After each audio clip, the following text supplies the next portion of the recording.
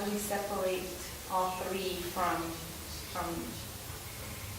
maybe boundaries, but then at the same time being helpful, but not that helpful, or like their reality that they're enabling and abusive. Yeah, so it's kind of like.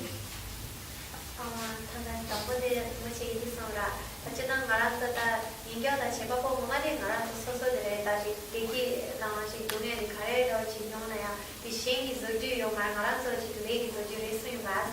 Tayang si yang tici sosok mas, tak sosok dewa tu ya kicila sini dunia cermin lang boleh sosok dewa di sini nak cek boleh sosok mas. Tak sama si tahu nak cek cancer dah cek lagi tu sekarang sana hingga dah sosok mikir dah di dewa tinggi dewa tu ya kicila ni nas. Di pernah ngarang tu sini dunia nen saya di pernah mikasih begitu saya ini. So tu saya tahu cik, hari pernah sini sosok cik pernah rumah lagi kerana bintang dah utai cik mikar dah cik pernah cakap pernah mikasih nak kata yang macam mana jangan sekonser yang tahu cik tu saya dah mana tanya tapi yours. Hari pernah ngarang tu sosok kita susun singkor wasda.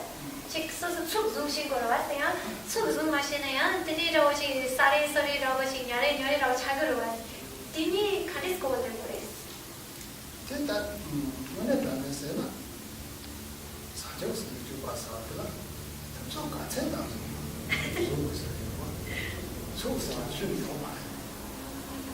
Jadi saya dah ni suatu cosa ni, kalau dah kau je sama, ni je kau boleh lah. Ni je tema saya korang juga tema itu, tema minum tu sama. Sahaja sebab suatu dah cuci rumah. Tata ini doa cermin kau itu, jadi mana cermin macam di doa sok. Kau kau cerita dalam doa itu, saya sebab itu doa cermin. Jadi saya sebab ini nama itu tema kita sentuh. Jadi saya dah cuba sini, sahaja sebab songjup sini, zuba mana sahaja sembang songjup sini tu mana.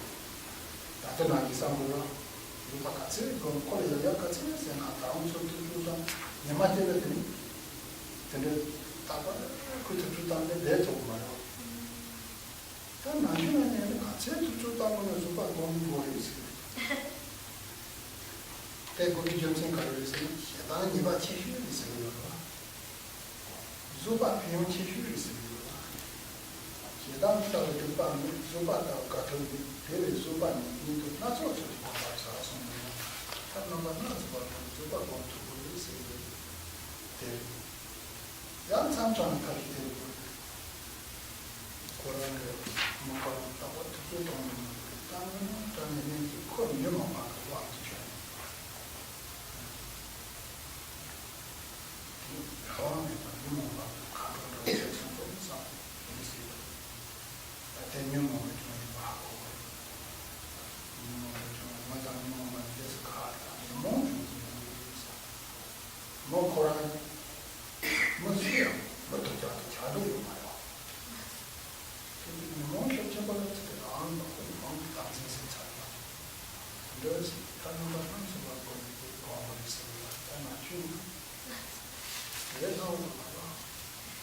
So, answer to your question is that actually a true bodhisattva, by the meaning of the word, is one who has you give up every aspect of the self-grasping to the point where there is no boundaries to separate you from others. So the idea of keeping your boundaries so others don't hurt you isn't there in the true bodhisattva. Because that's why it says in the Yase Laman, that text I was talking about, there's a line that reads, even if I have done nothing to deserve it, and I am completely innocent, if somebody angrily comes and chops off my head, I must only think of compassion, not becoming angry, and then pray to take upon all their negative karma onto myself so they don't have to suffer from their negative karma. But easy to say, difficult to really do. I mean, to really be a bodhisattva is not easy. That's cultivation. And so that's why the bodhisattva practice, really, like for ordinary level people, we talk about taking on to ourselves the suffering of all beings, as an ordinary person, we couldn't handle that, right, at our level. But a bodhisattva, when they take on the suffering of others, they don't personally experience it as suffering, actually. Because at the level of awareness they are on, just by virtue of taking it onto themselves, it is not experienced as pain. Because they have that level of realization. But it's not easy, of course. So really, that's the ideal in Buddhism, is to become that type of person.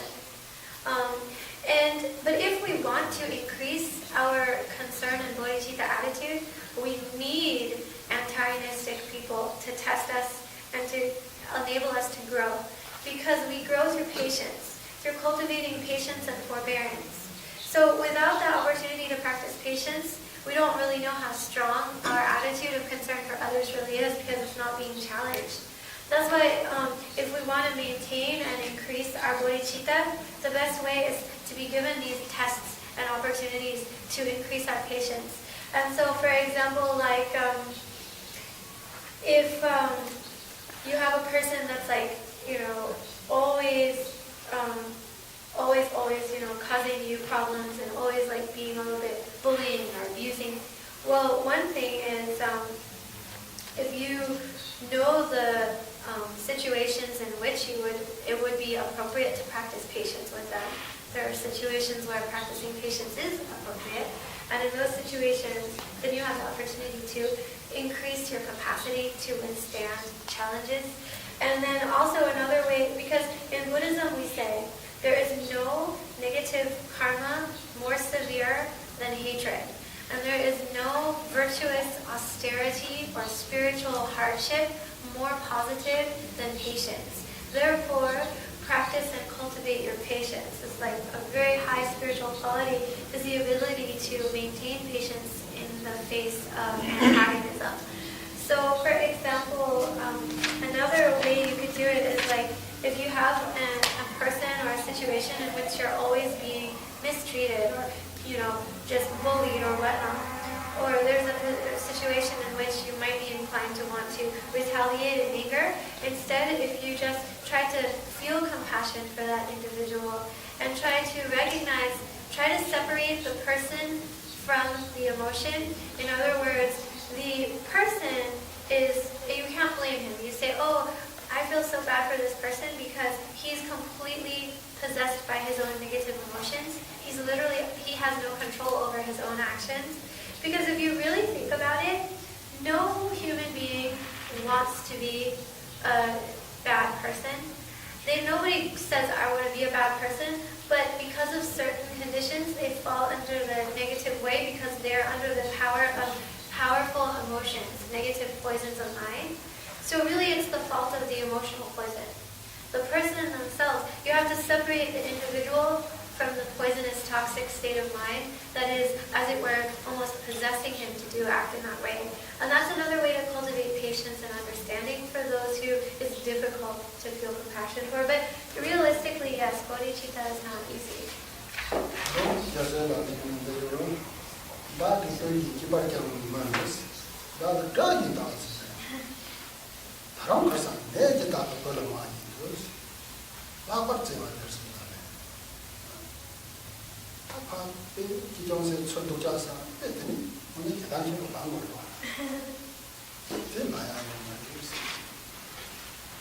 Also in the same text, in the Gyaltse Laman, the practice of the Bodhisattvas, there's another verse that says, even after I have lovingly cared for this person like my own child, if they turn against me and treat me like their enemy, like a mother whose child is possessed by like a disease that takes over their right mind, a mother would still love and care for their child even if he's having tantrums or he's flailing around and misbehaving, because the mother doesn't blame the child, the mother blames the disease. In the same way, when a person who we've cared for and nurtured goes and turns against us, then normally in the worldly way we should be really angry. But the Bodhisattva way is we should further love them even more and have even more compassion for them, like a mother whose child has been stricken by an illness that affects his behavior. So that's how a Bodhisattva treats these situations. how do you know when you are helping someone, it is for the right reasons? It's not because you feel more superior to them, and when you help someone, your ego should not creep in. How do you feel that? Yeah, I know a perfect word for that too. ただ常常为了去跟大家现在的话，研究的说去面对了呀，去块通出去的时候，我这里用的话，去难去难，但我确实的呀的话，但确实看样子是个。但是好像可能可没去，可能去研究的去我是上头当个嘛的教了呢，去是哪里呀？但是好像说了，我答对我是不是呀？我然后去的话，当然得比的，靠你这的看样子是个的，俺那我们上那的我去有做不到，但是上头都是什么看得起我的，但是用的多。对的，我那里边个人都是呢，这当年当年的从上。没人话的北京吧，就去买一次吧。对，我那当年他上那当我这个时间太久了，但常常用不有吧，常常可能用不到。那你们听的对吧？听的对，当然是这样去的，马上好好用嘛的。那在上说刚进过去，都他们恐怕讲都会这样子。你们这个没得说刚过，学这。也提到他这种没是哪里的，你别家农民在的上方，别家农民在的上，当天我们查经养活有养活，我们养啥的，家家里呢，但可当然我们别家农民的话养啥方面，家家养活，当然我们就别家农民都是，你别家得是搞这些事的呀，空空着啥说，搞别家农民人不多，搞家家的这样的就是女生。근데 영어서 일단 말하는 분이 대상받는 것은 되게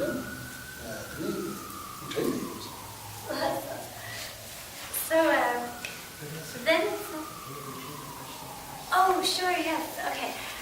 So the question that you asked was, but how do we guard against the potential of like doing a seemingly altruistic act for somebody, but sort of coming across as condescending or patronizing, and also the potential to have like a spiritual superiority complex. So then the answer is, so as Milarepa succinctly said, so virtuous spiritual activities motivated by the desire for reputation, good name, or fame are not virtuous spiritual practices at all.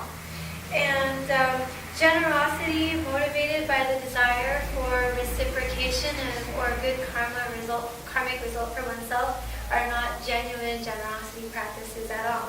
So that pretty much answers the question. But yes, sometimes that does happen, but that's why we have to try to just keep that simple, pure-hearted motivation in whatever we do. As long as we keep that, then whatever other people might think is kind of like not our problem. Because sometimes people do get offended by good acts and it's not really something we intended.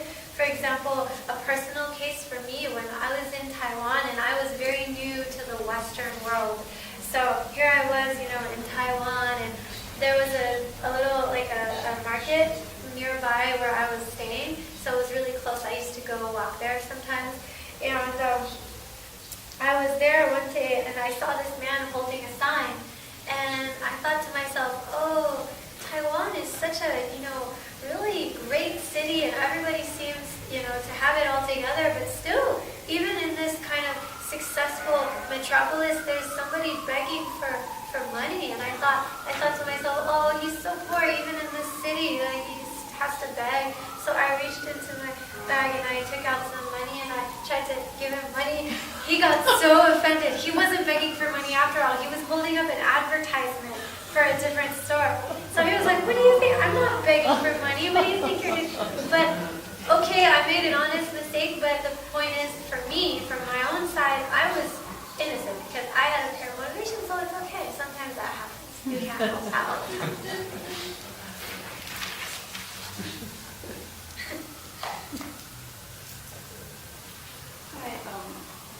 I'm not really sure if this really applies to just what the Venerable Lecturing about Rinpoche, but I just wanted to ask a question because I actually met with another Rinpoche beforehand, asking some questions about Buddhism, and the question I have is, when Dr. Santoma was like trying to attain enlightenment, was there like, because I was reading Wikipedia, so I'm not sure if it's a valid source, so I just want to know, just for knowledge, like just to know, but it said that there was a tempter called Mara who tempted him, so I was just wondering if this same like tempter, does he also try to like tempt us, here today, and how can we, prevent that from happening? You got that? Okay. the Shiraji Janyones, Irina, Provagi Lama, Bodhicitta, conditions, and even the original is Kashiboni, and it Panasangi Jombe, the Pana Mova Mazo, Mani, Taron, do Seoji, Regi Kunatapa, Pashi, some kids, the Pashi. The Barnes, do you think it Kawala de Yores, Marazo, Villas, do this of the do the concept chicken babies, Tajik Kurasaki Chico, like the Bakiga Chili, Maragita, Maras, Tama, and the Bachiga Chili's. And you do think it that Kuran that is looking on somebody, Taran Rivers, when you the blood is when you look down to get with. Duty Marazo, Pashin Tanker, Mazo, Koranchi, Lope, Mama, Chitap Shiggy, this is the matter. Do so at the Consultant, that we going to see that, but it's under never so okay. In a Tata Maram, new Ransim, but in Japan, the Tokumura, the Tavi, young. She used to do so the Kali, Himalaya, Travel,